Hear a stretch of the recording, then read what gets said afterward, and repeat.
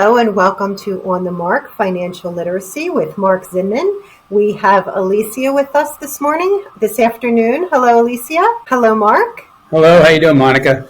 Good. Alicia's holding out on us today. She doesn't like talking to us. Alicia's on mute. Yeah. So today we have the second part of our two-part series on interviewing, both from the candidates and the hiring manager's perspective. And I'm so excited to share that we received several questions from viewers or listeners, 4 of which we are going to launch today's episode by sharing those questions and the answers that we would like to offer to those questions, if that sounds good. Sounds great. Okay, and then we will spend the second half of our time together today talking about some generally accepted practices for hiring managers to follow while conducting an interview so that they stay within regulatory compliance. Sound good as well? Sounds good as well, yes. Good. All right. So first we have someone by the name of Leslie. Leslie is from Fairmont, West Virginia. And Leslie has asked, should I include my full address on the top of my resume? So it being 2025, we are just a quick search away from a lot of personal information about each other. I would say as it relates to resumes, in years past, we've seen a full complete address, city, state, zip, with the street address. But we don't see that so much anymore. For example, Mark and I work out of the Bucks County area of Pennsylvania, and those candidates that are local to our area, we will oftentimes see greater Philadelphia metro area as opposed to an actual street address, and that is absolutely well accepted. My recommendation, for whatever it may be worth, as you consider it, would be include the geographic area in which you would consider it to be a reasonable commute if you will be working on site. That would be my feedback. My feedback would be that if you gave your exact street or town, and if a prospective employer felt that that was an unreasonable ride from their perspective, which could be completely different than your perspective, then you wouldn't want to be eliminated or perhaps pushed down the pile because of where you live. I mean, I believe wholeheartedly that other than hybrid or completely remote offers, then employees are already obligating themselves to get to the employer each day if they accept the job or are the winner of it, and that's their responsibility. And whatever they define as too much or too long is in their their side, not on the employer's side. So I actually think that's a good evolution because I think I would look before and say, well, that person's going to have a hard commute, and all of a sudden I'm making a decision for them that really isn't my decision to make. Mark, later in the episode, we had planned on talking about discriminatory hiring practices and how to avoid them. And an employer could be accused, and we will talk a little bit about flow data, and flow data really captures information from each applicant for a role, and how an employer could be potentially accused of discriminatory hiring practices if they are avoiding hiring from a particular zip code that might have a particularly strong demographic in one area. And so that is one reason why we don't want to ever discuss where someone lives or make it part of our decision-making process as hiring managers. Beyond that, I absolutely agree, and we can use ourselves as a little case study, right? What someone considers to be a reasonable commute, that is their decision to make, and it's a little bit perhaps inappropriate for a hiring manager to project what they consider to be reasonable onto someone else. So Mark, if you would be so bold as to share, when you are at your primary residence and you drive to the office, how far is your commute? Well, it's a funny story because until the last 6 years, we lived in a house where our kids grew up, and my commute was about 15 minutes, and then we moved to another community to downsize, and my commute's now 25 minutes, and it did drive me a bit nuts the first few months that I would drive by my old house or the street by my old house all the time. So, but you get used to it. And from the employer perspective, and you know this, I'm in business for a long time, over 30 years, and we've moved our office several times, and almost every location was less than a mile from where I am now. and that was purposeful because of two things. One was historically clients would come to the office. That's probably been a little less since COVID started.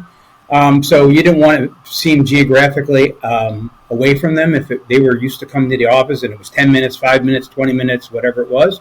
And conversely, and it's still the same, employees. So an employee takes a job, they pick a place to live, or they end up settling somewhere, and that's their commute. And if you really adversely affect that commute, then it could affect that employee, and you don't want to lose a good employee because you moved 10 more minutes away or 15 more minutes, or whatever their perception of, like me, 10 minutes, and it was my choice, and it drove me nuts for quite a while. So you're right now about 25 minutes away, and you yourself consider that to be reasonable. Now, if you projected that onto me, my commute tends to be 2 hours each way when I commute into the office. So it would be not out of expectation. Once I send you the company helicopter, you just won't. I know. I'm going to get my helicopter pilot's license. So it would be, possible that you would speak to me as a candidate to get hired for your company and you to discontinue my candidacy because you considered my commute to be unreasonable, whereas I may not. And so I absolutely agree with you that that is a decision that we do not make for the candidates, that they make for themselves. I, as a hiring manager, when someone is very far away and they have worked a job year over year that's very far away, certainly there is a level of comfort that they understand what they're getting into. But regardless of whether we understand that or not, that's certainly the hiring manager's, that's rather the candidate's decision to make. So that answers our question. Well, I just want to get back. So the answer of giving a geographic area takes that even a subliminal thing away from the employee. Right.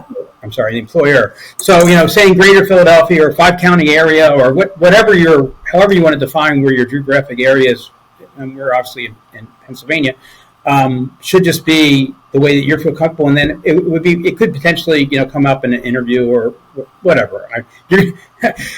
We're like chocolate and vanilla here, right? You're an HR professional. I own an accounting firm. You have provided candidates and done interviewing for us and for many other employers over the years. I have mainly interviewed for our firm, and my interviewing questions and what I'm allowed to ask and what you give me a roll eyes on has changed dramatically over the last. Yeah, for both of us, and I also think what I would also add for Leslie before we segue into Ben's question would be if you are open to relocation and if there is a family involved that would relocate with you, that is a very, very difficult decision to make.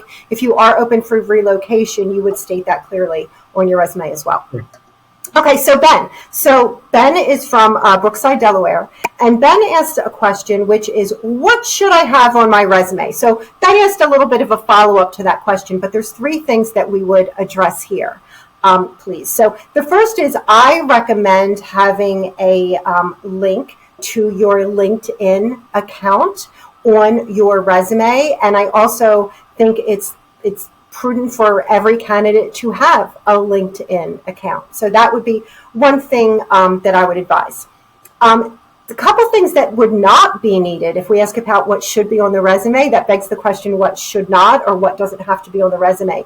A statement, an objective statement at the beginning of the resume, we used to see back in the 80s. We don't really see them so much anymore. We assume if you are applying for a job, that your resume has been submitted because an objective includes, potentially getting hired by this company. I agree. I think I've read many resumes, and that 2, 3, 4 lines has never swayed whether or not I would interview that candidate or not. Right. Agreed.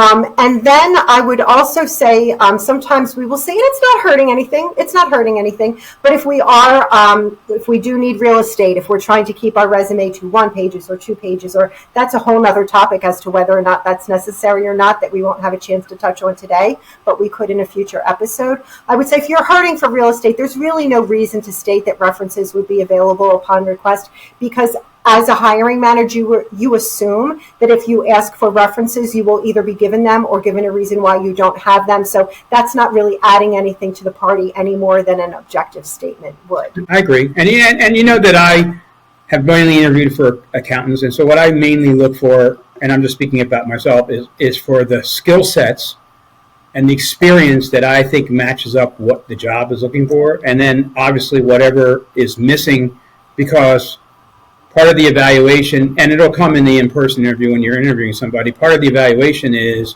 whether or not that person's skills level is variant enough that you feel it's too much, or close enough, because you're never going to get the perfect candidate. So, you want some details on there from my perspective, but basically, the stuff you mentioned, like the objective and the references, they're sort of unknown. Nobody ever says, I want to take this job because I just don't want to work anywhere else, or I heard that you guys are really easy and only have 10-hour work weeks, and that's where I want to be for a 40-hour, So David from Trenton asks a similar question to Ben from Brookside. So they both asked the same question, which is how do you format your resume as it pertains to your experience and job history? And I think I know where both David and Ben are going here. So we would list our jobs with the most recent position on the top, and then go back in, like, I'll say, reverse chronological order.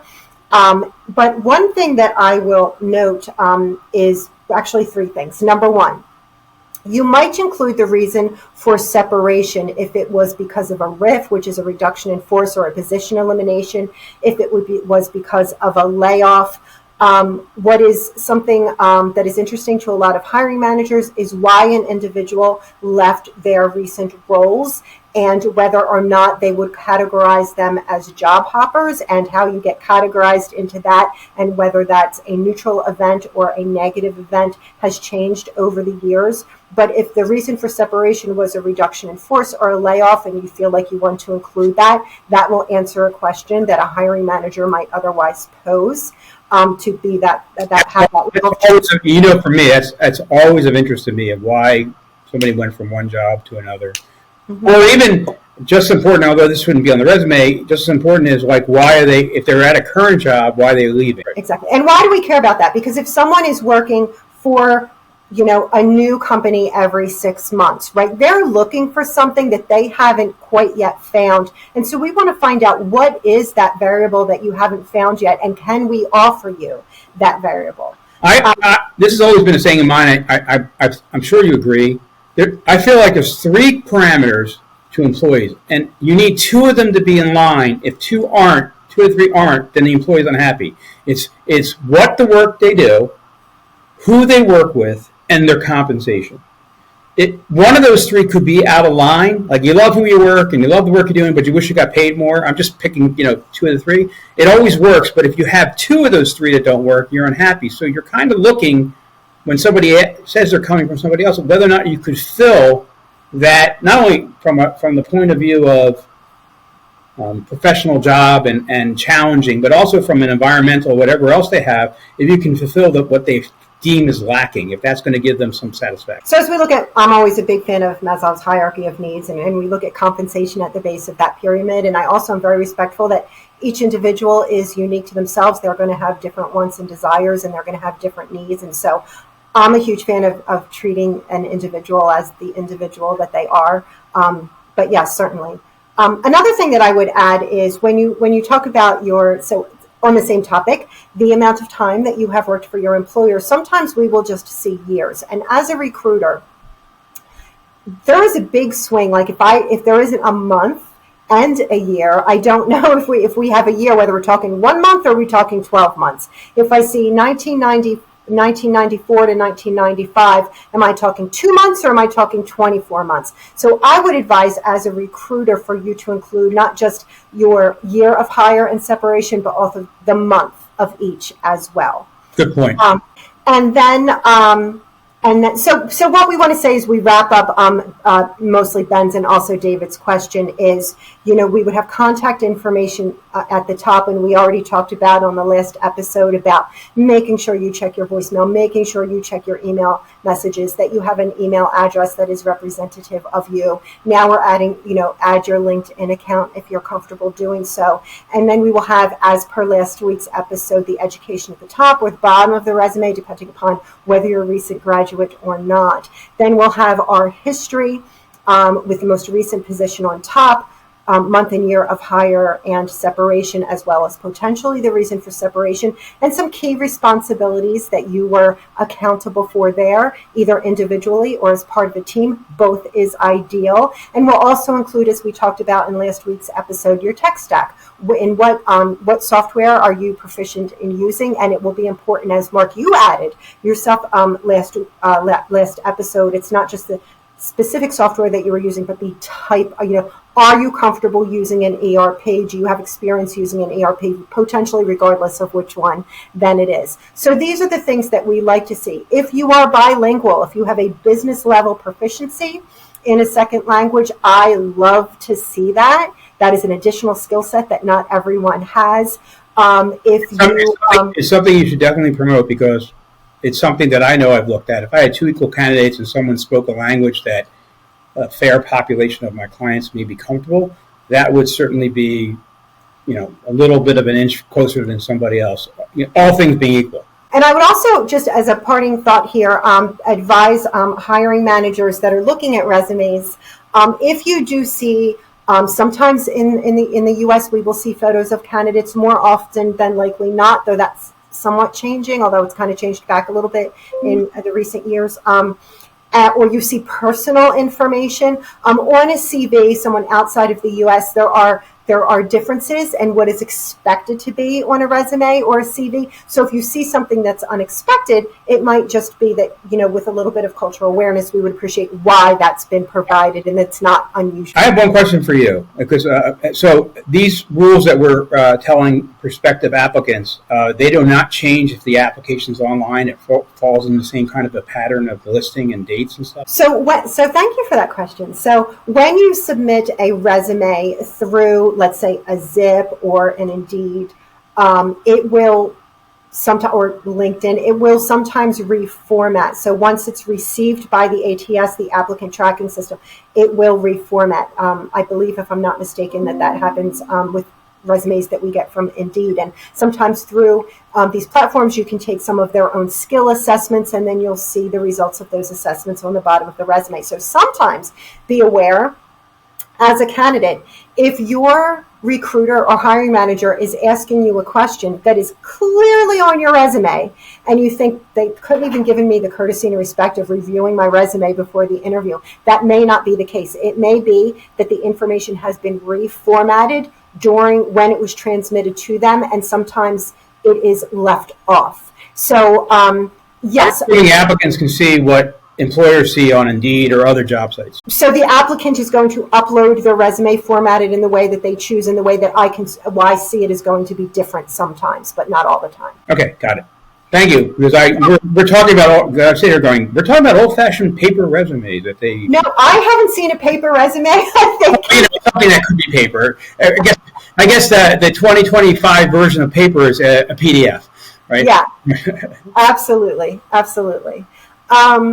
Okay, and then our last question that we're going to discuss today is from Matthew, who is right here in Philadelphia. Speak of the devil. Matthew asks a great question, which is, what is a recruiter's exact role? What is a recruiter's exact role? And how do I answer a question about salary? That's a tough question. And we're not going to have the ability during today's episode to get into a heavy conversation about pay transparency, though, again, that we might warrant that in the future. But I'll start with his first question. So a recruiter who is hired by a company is responsible for sourcing and filtering candidates for that particular job rec. So oftentimes you will speak with a recruiter, perhaps only once, perhaps several times throughout the candidacy process. And they are liaising with the client and representing the client for that job requisition. So the recruiter is working in tandem with the hiring manager to make recommendations as to who would be considered a highly desirable candidate for that role. Now, when I say that, I certainly want to be very clear that I'm not saying a highly desirable human being. If you are not highly desirable for that role, it just means that there's misalignment between your current skill sets or where you're looking to take your career and what the hiring manager is looking for. It's not you as a person, it's related specifically to this role. And so I, would certainly advise candidates not to be dismissive of their recruiter. Sometimes a recruiter might be seen as a barrier, and there can be some conversations that the recruiter is not given the same amount of respect as the hiring manager. Yet it is a question that the hiring manager asks: how was this person? Did they seem like they would fit well within our organization? Do you think that they would add to our organization? Do you think our clients would develop strong and positive relationships? Do you think their colleagues would enjoy working with them, teaching them, and learning from them? So if you're very brief with your recruiter and you see them more as a barrier, I would encourage candidates to think of them more as an ally and to really try to establish a nice relationship with the recruiter, because if there is insufficient alignment and you're not a highly desirable candidate for a particular role, you might be the absolute rock star for another, rec for a different client down the lane, right? Not at the same time, but in the future. So think of, your recruiter as someone that you could really just share some information about where you're looking to take your career, and then they can help as far, as within their ability to guide you into a role where they think that there might be alignment. So just to give the audience a little bit of a differential. So you come from an HR specific background, and you served a lot of that role with our firm and with your outside company. And I have hired lots of people over the course of the year, so we come from a different perspective. And so I totally agree with what you said, in that I think that developing a relationship with the recruiter is key because of the opposite side. My perspective, some recruiters, I'm not going to say all, so I don't get a million emails, but I find that a lot of recruiters solicit out people who may be looking for jobs, have a job that will fit a set of resumes, and then dump those resumes on a hiring manager because they're going to get a commission based upon somebody hiring from there, and not necessarily take the time to pick who they think the recruiter feels that may be the best fit. And there's another approach, I know that's an approach that you use, which is more the opposite, that you want to have a sense of the culture of a place. You want to understand what the skill sets and personality might be needed from the applicant, and you try to screen those applicants so that the hiring manager is not spending their whole day having 50 of the best candidates they ever had for that one position. Right?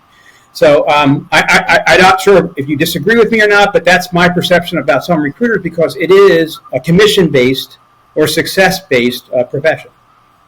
It is for most recruiters. I mean, as you know, it's not for us, but it is for most recruiters. We follow a different model for that exact reason. We want for all of us, all of the stakeholders, to be sitting on the same side of the table. We want what's good for the client, for us, and for the candidate to be the same thing. But you raise speaking of your way, I love it because I've been a recipient of how that's handled. But I will say, I'm the hiring manager in this case, it is frustrating when you go days without, or maybe a week or two without, it depends on how hard the rec is to fill, without seeing something, because you're saying, like, what the heck, did she forget about me? And that's never the case, but it's a little bit of a different experience if you're the type of hiring manager or responsible party who just gets a pile of resumes. It is better the way you do it, because I may not fill my job any faster, but I tend to get people that have some stickiness to what I'm looking for. How many times have you convinced me to interview somebody, and I've hired them, and I may have dismissed them right away because you had an understanding of what I was looking for? Yeah, and I certainly try to think about who. We've talked about this before at the microcosm level and at the macrocosm. Like, what are we looking for? If we have a particular hiring manager with a particular, I'll say, personality, and they would really value working with someone whose personality works well with them. We want to add value. We want to make their job easier. And so one of the things that makes a candidate highly desirable would be how well they would work with that hiring manager. And that's why I'd say it's not you as an individual. It's not judgment as who you are. It's within the context of the existing team, right?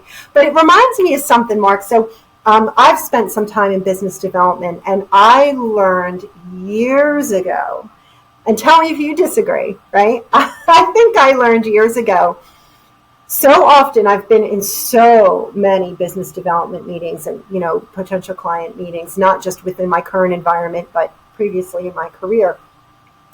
And there will be what we might, call like the big individual in the room, and like sometimes their assistant will be in attendance, right?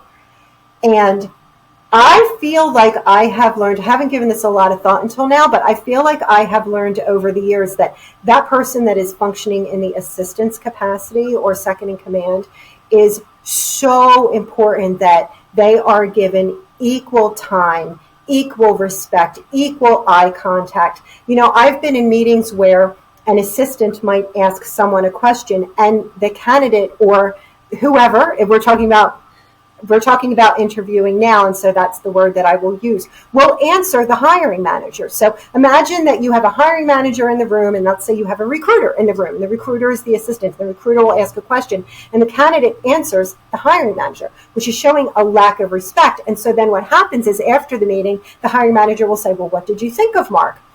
And the recruiter will be like, yeah, I just didn't feel like there was definitely. You need to get them on your side. You need to get, so listen, despite my representation that it's somewhat of a throw a bunch of resumes in a barrel and here, I have the 50 best, you having a relationship with that recruiter, I think would help get you to the top of that pile.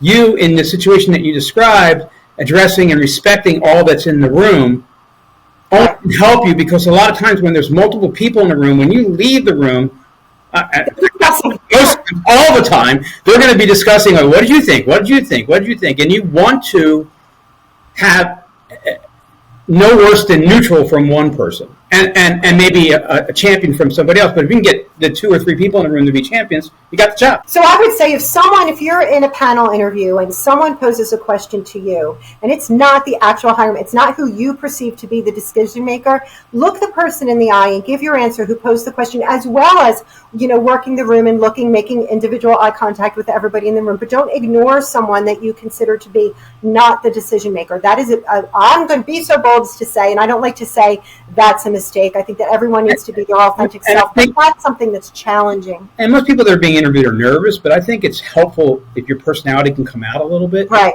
Within that professional contents of being interviewed. I don't want somebody stiff with their arms aside, looking like they're standing at attention while I'm talking, because that's not how any of the employees after you hire them are.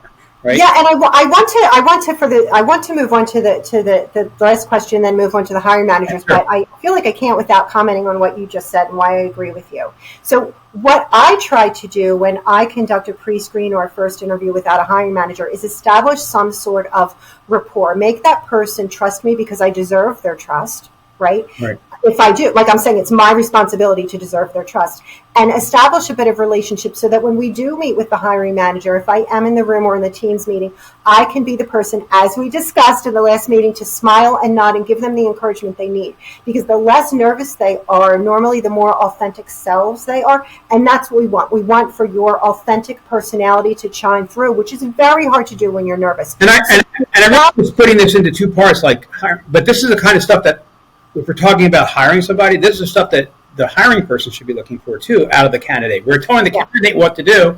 We're also at the same time telling a hiring manager what you should be looking for in a candidate.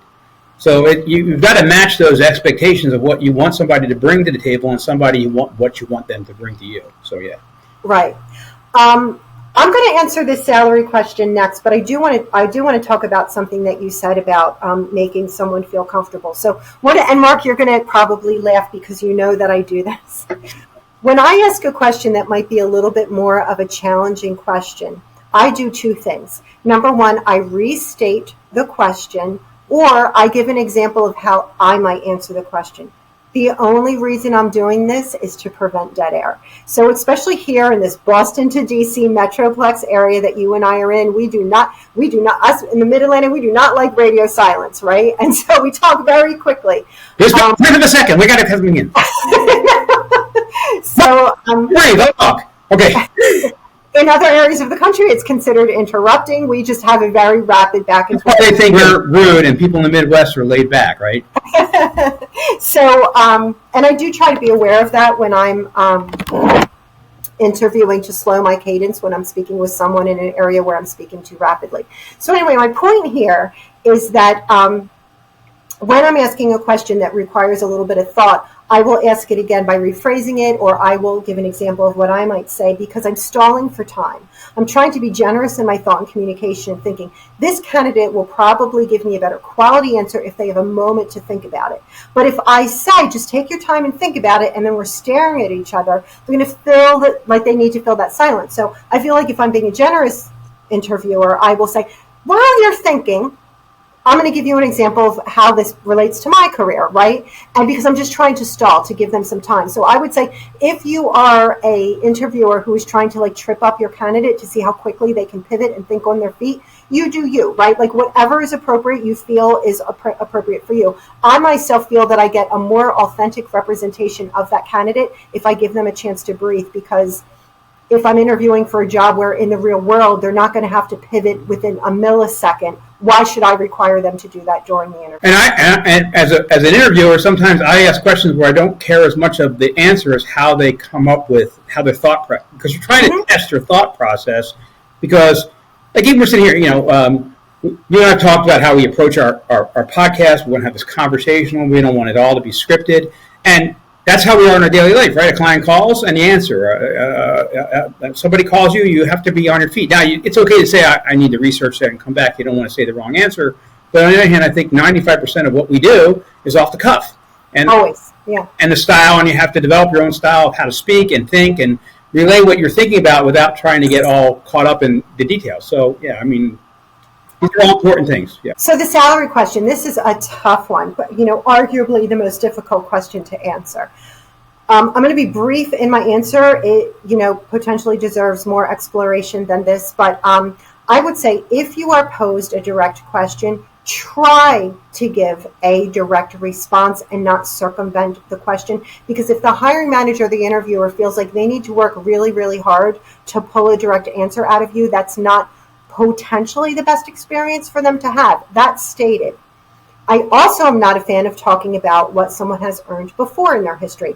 Won't get into pay disparity issues right now, but a lot of rules coming out where you can't ask those questions now, right? Correct? Yes, and there are a lot of rules coming out about pay transparency. So what I would say, generally speaking, is I would not offer what I earned before, but I might say I've done some research, and for example, in the size organization that I understand that you are, for my independent research, you're in pharma and you are in Princeton, New Jersey. I understand that the range for this particular role is this to this, and I would be comfortable within that range. So you can kind of disassociate yourself a little bit from the experience while still giving them a range, a number.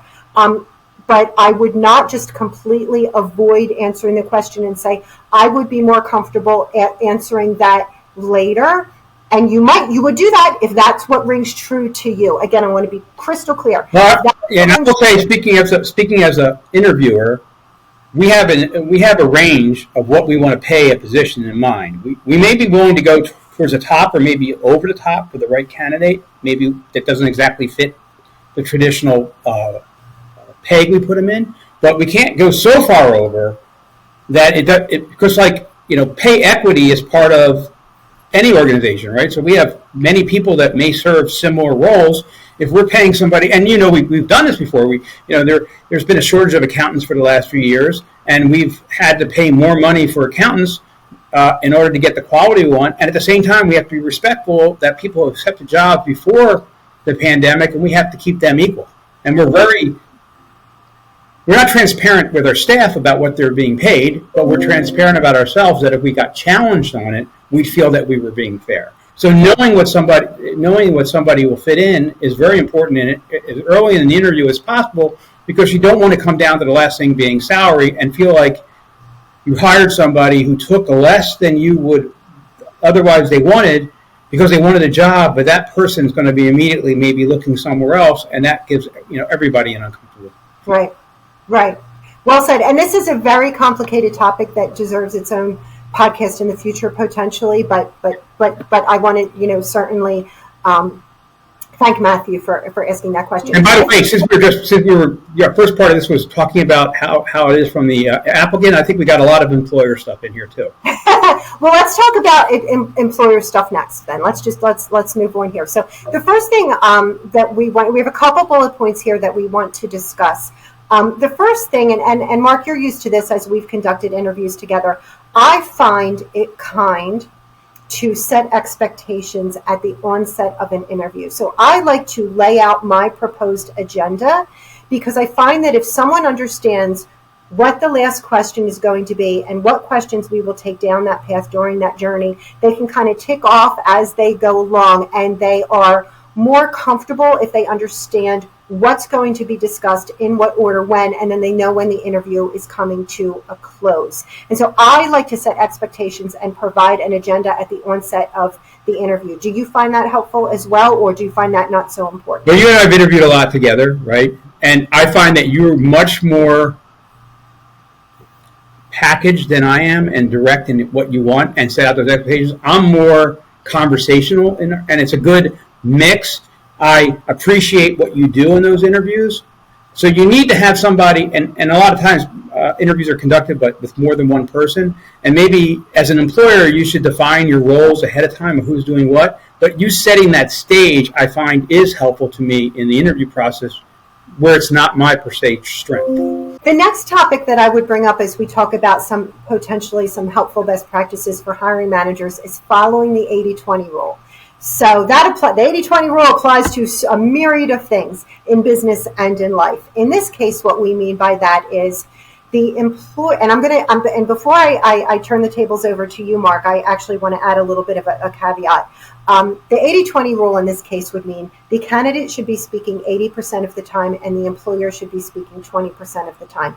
That stated, when we have, let's say, a 2 or a 3 interview process, I will mix it up. I'm always hope to be very respectful and to demonstrate that respect, that as we discussed on the first episode, that this is a two-way exchange. So in order for a candidate to decide whether this is an environment where they would be comfortable, where they can grow, where they will feel challenged and happy, right? They're going to need to know a little bit of something about the organization, hopefully by as many members of the team as possible.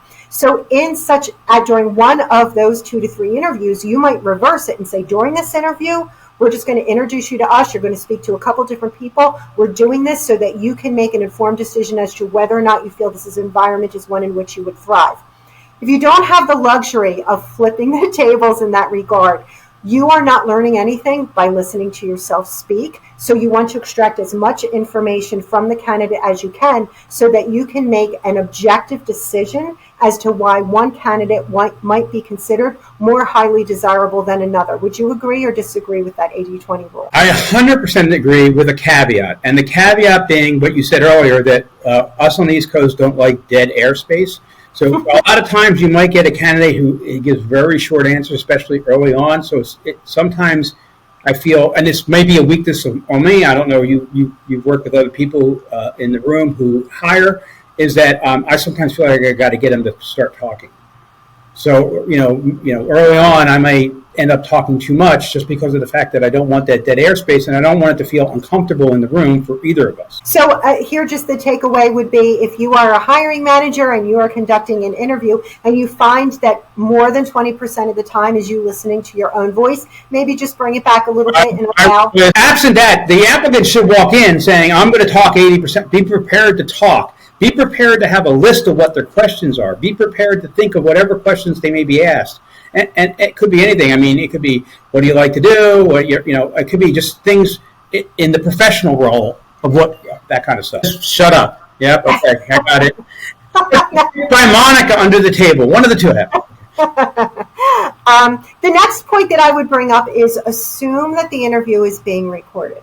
Now, I always joke, Mark, Pennsylvania is an all-party state. It's not as much fun as it sounds, but as an all-party state, we would need permission from both communicators to record that conversation. So I'm not saying it would be compliant to record the conversation, but always assume that your conversations are being recorded so that you don't say anything that is inappropriate and that could represent the company in a bad light or worse. Would you agree?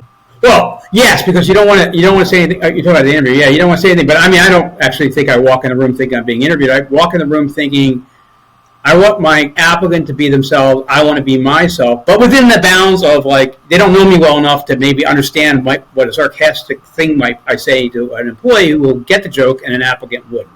So yeah, you need to I don't know if you use the word recording, meaning I don't want it to ever come out. I would use more like just make sure that you control yourself in a manner that reflects and mirrors the professionalism you want from the applicant. Absolutely. Agreed. Okay. The next point that we would like to discuss here is be aware of interviewer bias. Again, this can take a lot of different turns. For example, negative emphasis, which may be a form of implicit bias, carries generally considered twice the weight of favor of information that you receive favorably. So in other words, if you see something in someone that you don't care for, that will have twice the negative impact as something that might have a positive impact. So what we always want to do here is to aspire for objectivity. So I am a fan of making hiring decisions based upon as much objective data as possible. We do take subjective or qualifiable information into account as well. This is kind of like that, do these personalities work well together factor that I talked about. We talked about on the first episode, which is, consider recruiters to be matchmakers. But we do want to be aware of implicit bias and try to curb that as much as possible. I agree. I mean, I try, I'm thinking the world's the evolution of the interview has a lot. And I think that most people feel that they have no inherent bias, but everybody does because of the life they lived. And so you have to, as a hiring manager, you have to go into the interview with what you need to know and try not to look at what you don't want to know, if that makes any sense, just so you don't walk into an interview with any preconceived notion other than maybe skill sets. You can take skill sets, or you talked about what software they use and stuff like that. Yeah, that's the kind of stuff you want, because you may not have selected that candidate to interview anyway unless they met enough of the skill sets that you were looking for. But yeah, you really want to go in, because here's the thing, and I'm talking more about our industry. Our clients are extremely diverse. We need a staff to match that diversity. So we have 2 more points if we have time for them. Should we go for it? Go for it. 2 more points we wanted to discuss, some best practices for hiring managers to follow during an interview.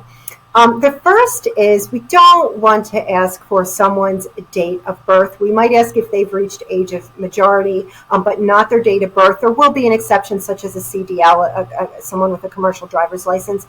But as we're piggybacking on our previous comment about discriminatory hiring practices, of course, there are Title VII considerations. There is ADEA, which would be anybody aged 40 or over. So sometimes I'm posed questions by hiring managers saying, what do I do when I'm not asking for it, but this information is just offered to me? What do I do? So I will remember one particular interview I had, and this particular gentleman said, please, consider me for this job because I'm 50 years old, and because of my age, people, hiring managers are discriminating against me, and I have a lot to offer.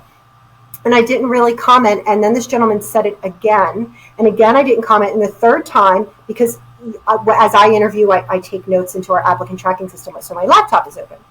And I closed my laptop and I put my hands, on the table. And I said, respectfully, I introduced him to what the ADEA is. And I'm not going to comment or respond to any conversations that has to do with your age. And he felt very vulnerable, and I wanted to be very kind and explain why I wasn't entertaining that conversation. But I also wanted him to stop saying this to me repeatedly, because it started to make me feel vulnerable, right? So I would say, if you are a hiring manager and someone is talking about things that make you feel like you just are not expecting those type of questions, you can just stop taking notes. You can close your laptop and say, that's not really something that I wanted to entertain during this interview. Would that be okay? Likely they'll say yes, and then you just move on. So don't feel like you are being drawn into a conversation that is a dangerous one. And I'll just say from the perspective of being the hiring manager, I mean, if you're hiring somebody with a certain amount of experience, you're going to expect a minimum age. And we're not asking anybody their age, but I don't necessarily go into an interview ever having a maximum in my head. So I don't need to know. Right. Right. I don't want to know, because then I don't want to, so the opposite happens. I don't want to know because I don't want to feel like that's a bias, right? Mm-hmm. So, a candidate who's 40 years old is better than a candidate who's 50 years old. I don't want anybody to ever think that age was a factor in my decision. I'm telling you it isn't. But I don't want to know because I don't want it to be any information. Like, I want to keep the information that I'm told as a hiring manager as pure to the job as possible, and not outside of the scope of what's required for them to work for us or me. Right. So what you're saying is you don't want to be falsely accused, and so you don't want to entertain those conversations. Right. I mean, I said earlier, everybody has a bias. They fight their bias. A reasonable person will fight their bias, but there's still a bias. So anything you can eliminate from a bias point of view makes your decision more objective. And then the last point that I wanted to touch was about pre-employment tests or assessments. I just wanted to offer this as our last point, which is that the tests or assessments that may be delivered to a candidate need to be germane to the job. So if someone is not let's say, a content writer, and they will not be writing, you wouldn't give them a test that tests how well they write and their grammar, for example. So the test should be specific to the job, and you can't test just because you want to. If you are testing someone for a skill set that is not germane to the work that they will be doing, you are doing something that is outside of compliance. So we don't want to do that. So when we hire a CPA, we don't give them a bunch of flowers and ask them they can do a floral arrangement out of it. Right. But we might give them a test to test their proficiency in Excel, for example. Well, that's it. So it's an interesting point you're making, because I know in our situation, and is that we have different people who are hiring managers, and we will bring them into different parts of interviews. And some people are more analytical and want that testing. Some people are more like me. I'm more like I vision the candidate talking to each other, to me, or talking to a client in a client setting, and try to feel how they would fit in, or how the client would feel, or how the other employees would feel. Somebody else might feel like if they can, do a tax return and know exactly where this would go, that's an important thing. And they're both important. They need to be blended together. Yeah. So but skills, employers are going to want to test your skills. They're going to want to make sure, especially if you're in a technical field. My son's an engineer. If he's he's a controls engineer, they want to know what he's done in controls. Does he understand certain aspects of it? They're not going to ask him about testing because he doesn't do that. But they're going to ask him about, electrical stuff and stuff like that. So you gotta. There's almost every job has a technical point to it. Even if it's something like sales, then they're going to know if you know the technical part of what they're selling. Mm-hmm. Weaknesses. I mean, a lot of people will hire salesmen who may not completely understand the product, because they can teach them the product, but they can't teach them how to sell. So maybe the assessment might be, how do you do sales? How do you approach sales? How do you keep track of your leads? I don't want to restrict our conversation to just being accountants, because that's easy, but yeah. So to that end, let's talk about very quickly sales. So as a recruiter, I've said that a lot today, as a recruiter, when I am hiring someone for sales, I do something very unique that I don't do for other fields. And what I do is I ask them to tell me, so I call them cocktails, right? I ask them to tell me a story, how they might close it. And as they're telling me the story, I intentionally will try to derail. This is the only time I do it. I don't do it with that. What I'm looking to see is, can that person who is interviewing for a sales job get derailed by, I'm playing the role of a prospective client or customer. Can they get interrupted? Can they get derailed and still come back and close? At the end of such an interview, I will tell them I did that. I will say, thank you so much for the interview. I want to let you know that I was interrupting you and I was trying to derail you intentionally because I wanted to see if you could come back and close and not lose your train of thought and not, make sure you kept your eye on the prize. And I will compliment them on their ability to do that. I don't do that in any other industry. So yes, you tailor your interview to the particular role, and the technical questions you might ask, or the tests you might give, right? Right, and then the diversity in the interview panel will bring in those different perspectives. We have someone on our team right now who is a self-professed, horrible test taker who is highly competent at their job. And so you always want to be aware before you're administering an assessment, if you can be a little bit agile and if you can perhaps make some accommodations. We would have lost someone with a great deal of talent if we doubled down on you had to take that assessment instead of waiving that. So we always want to be flexible or agile, whatever word you want to use when we can, because if for nothing else, for selfish reasons, we would have lost out on talent had we not been so. Yeah, I think it's really important for a hiring manager not to have too hard stamped exactly that vision of what that person is, and to be open, especially in this society we have now, to people who can bring maybe missing pieces to your organization that aren't always skill oriented. Yeah. Right. So we talked about job hopping earlier in this thing, right? When I graduated, that's how you got raises, right? You started at one accounting firm, and then you jumped to another one to get a raise, and you jumped to another one. So it wasn't job hunting when you were early in your career. Now I hear a lot of my children's friends saying, I've been at my job for 5 years, and that's a point of pride at this point, because they're not job hunters job hoppers to what you say. So the employer should be I always hire somebody as though they're spending the rest of their career with me. And I think most people should be finding jobs where they feel like they could work there the rest of their lives. And that's a good match if you can get the skill sets together. And I'm just going to make one last comment. So this is a little longer episode. That's for those people who have a longer commute. We want to make sure that keep it all occupied. We're going to have only podcasts for people that have 20 to 25-minute commutes, okay? Well, you can watch it in pieces, right, in piecemeal. Yeah. But I think our takeaway that I very much want to make sure I'd be negligent if I didn't offer it is, this is my opinion. This is your opinion. Always be true to yourself. It's helpful to get opinions from a variety of different sources. Weigh the value of those opinions. Discard what doesn't make sense and absorb and try to use what does make sense. When we say someone should do something or I advise, grain of salt. It's what one person thinks. So again, wishing everybody that is looking for a job, very good luck in their candidacy process here, and also wishing all hiring managers good luck and a positive experience during their interviews. If you have any questions, please log on to onthemark.cpa and post those questions there. If you'd like to be a guest speaker, we'd love to hear from you as well. Well, thank you for listening to today's very long episode, and look forward to seeing everyone next Wednesday. And thank you, Mark.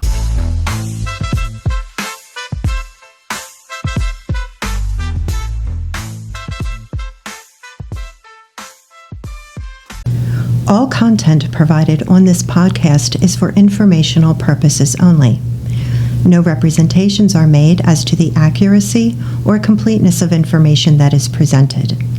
On the Mark, its owners, collaborators, and guests will not be liable for any errors or omissions, nor for any losses, injuries, or damages from the use of this information.